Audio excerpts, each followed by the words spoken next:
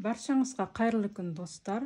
Бүгінгі видеода ең оңай жолымен құралатын осы Versace құрағынан шашу жастығын тігіп көрсетемін. Ол үшін видеоны соңына дейін қарап, менімен бірге болыңыздар.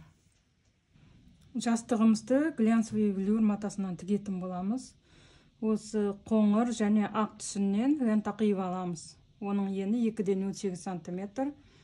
Сосын біздің құрағымыздың астына осындай шыт матасы керек. Ал бұл шыт матасы жұмсақ болғандықтан осыны қатты флизелен жабыстырып, солай үтікмен ұстатып алатын боламыз.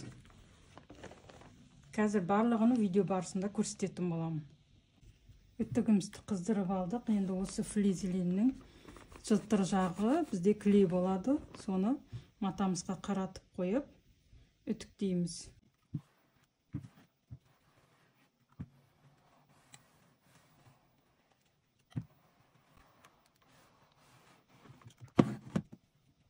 Міне жабысып қалды.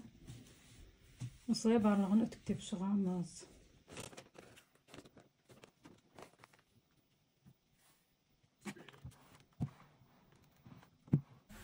Міне жабыстырып алдық. Енді артық флизеленді қиып алып тастаймыз.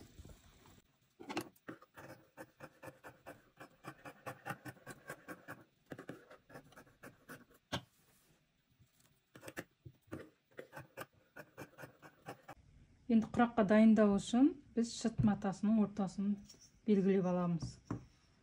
Ол үшін менің линейкам кішкентай, сол үшін оны қоя тұрайын.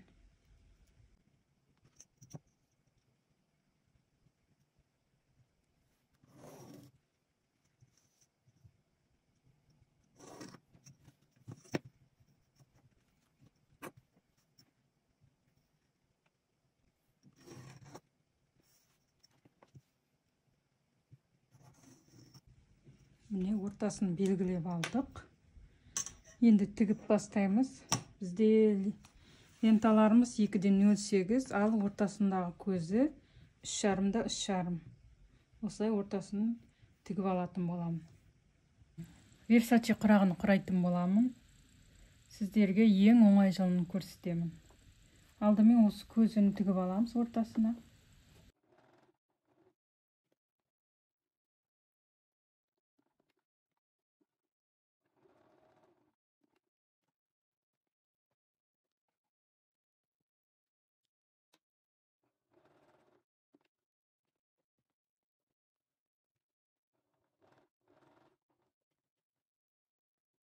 Енді тігісті артқа жүргіземін.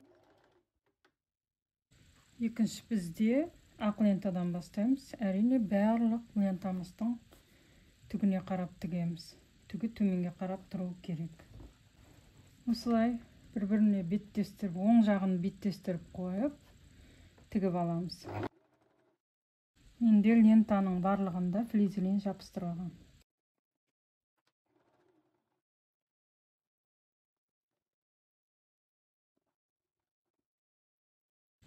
Енді артқа қарай тігетін боламын. Тағы да ақ лентадан тігемін.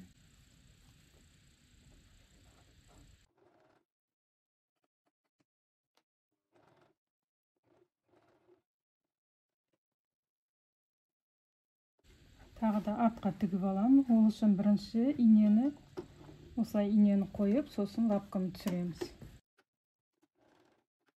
Екі қатар ақты тігіп алдым. Енді қоңыр лентадан тігетін боламын. Үшінші қатарымызды.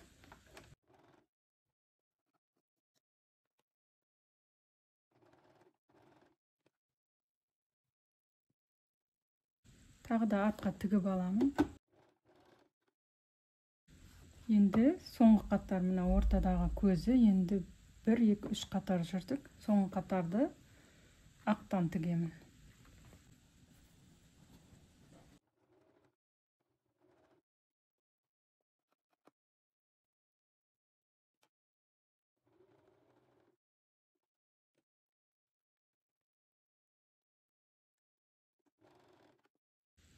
Көзімізді айналдыра тігіп шықтық. Енді мына қоңыр лентамызға қарама қарсы тұратын осылай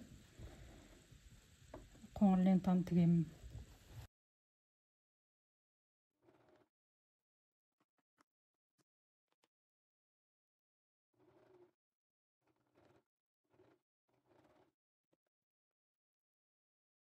Біздегі бұл Versace құрағы өте күрделі және әдемі құрақтардың бірі. Қиын болып көрінгенімен бұлай оп-оңай. Енді тағы да қоңырдан тігемін. Кішкене 1-2 миллиметрге лентамызды асырып, өткізіп, мына лентадан өткізіп қойып тігуге болады.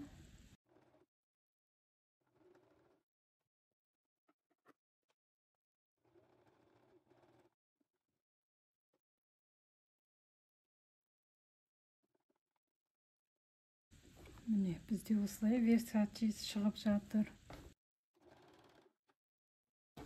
Енді ақ лентадан тігем. Міне, осы кесте былай жалғасы болып келеді.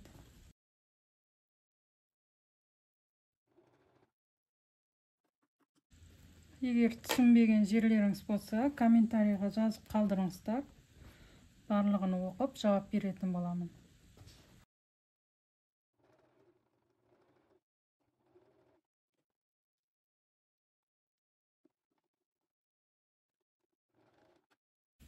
Енді қоңыр лентадан тігемін.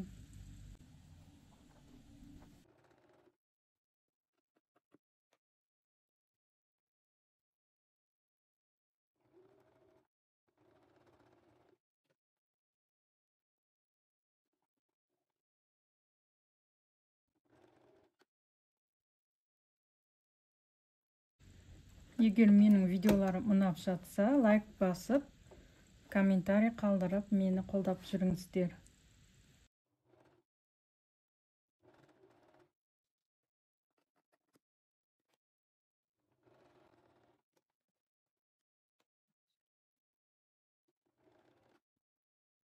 Енді осы екі ақты біріктіру үшін осы жерге тағы ақ лента тігетін боламыз.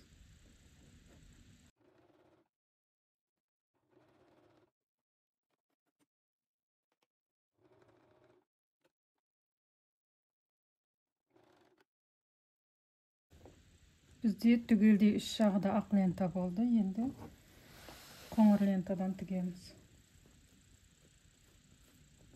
Әрбір тіккен кезде түгіне қарап отырамыз, міндетті түрде.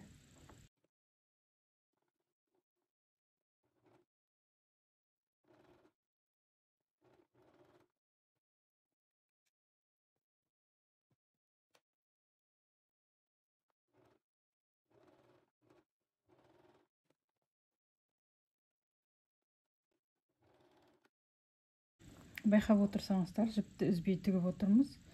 Осылай және ленталар кетпе-кет бұлай тігіліп отырды.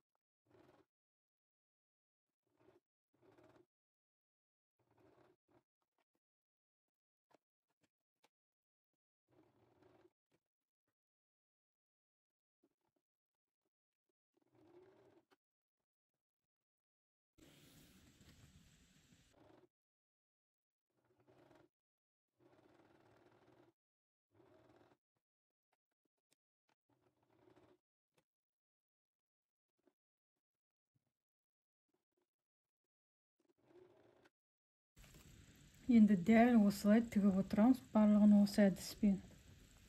Енді ақ лентамызды тігеміз.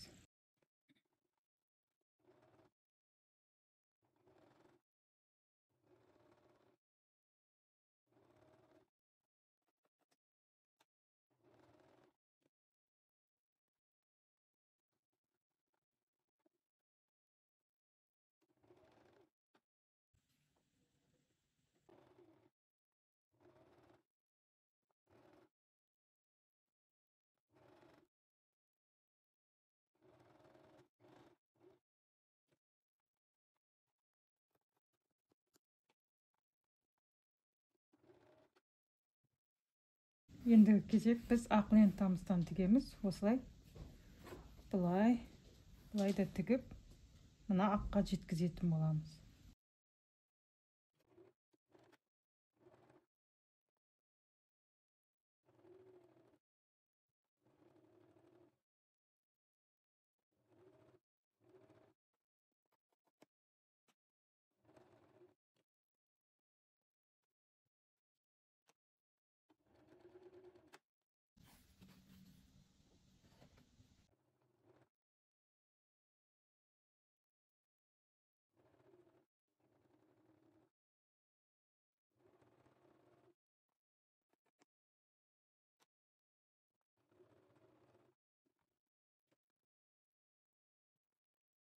Міне біз 3 қатар ақ лента жүріп шықтық. Енді мына қоңырға осы жерден лента әкеп қосатын боламыз.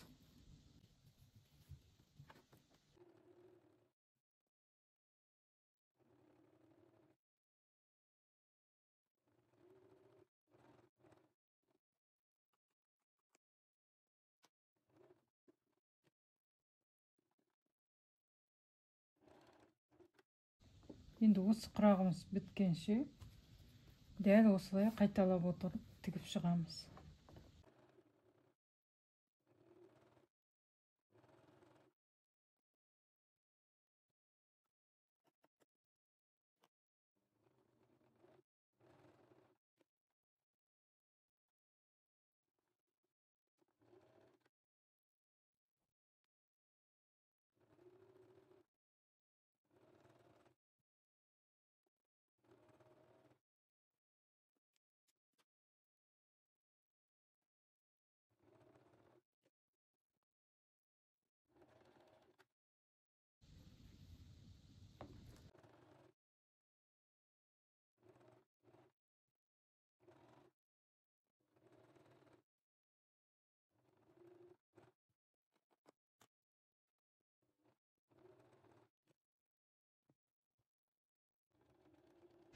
Міне соңғы қатарға да келіп жеттік. Сосын осы ең соңғы лентамызды тігеміз, сосын шетін айландырып тігеміз. Сонымен біздің құрағымыз дайын болады.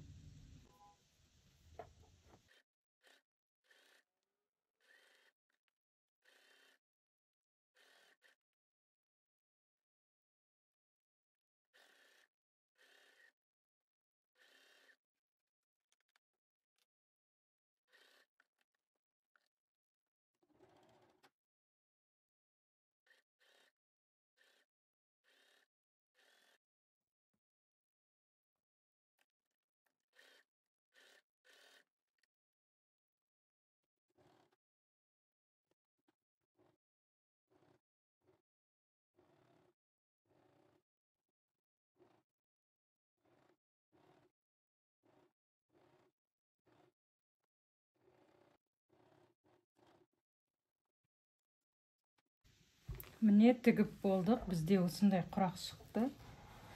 Біздің Versace құрағымыз. Енді шетіндегі артық маталарымызды қиып алып тастаймыз.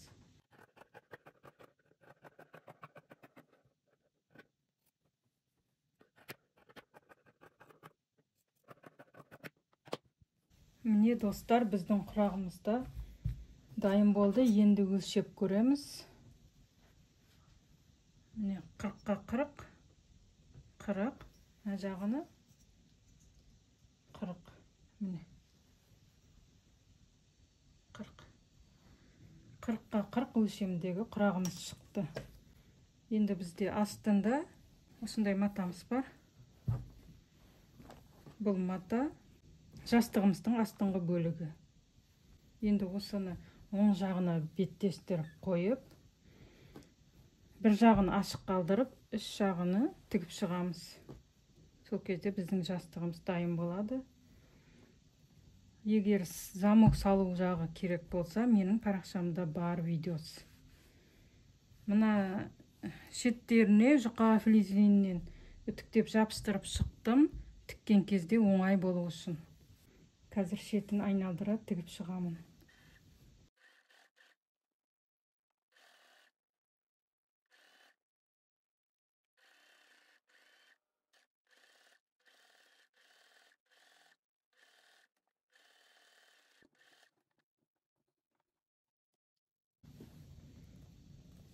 шетін зигзагтап шықтым.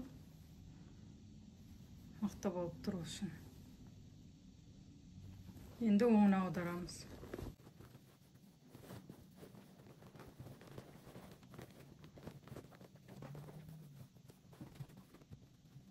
Міне осылай шықты біздің құрағымыз. Бір жағы ашық осылай.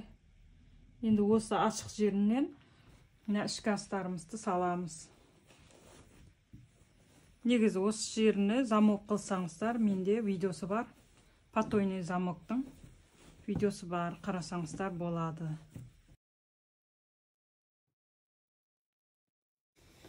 Ішіне салып алдық.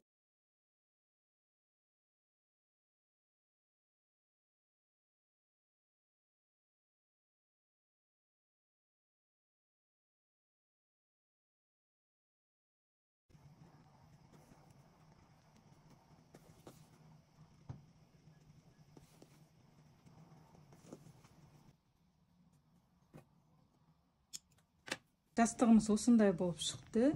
Екінші бөлігі осындай. Тік көріңіздер. Пікірлеріңізбен комментарийда бөлісіңіздер. Барлығыңызға сәттілік. Алдағы видеоларда не күтетініңізді жазып қалдырыңыздар.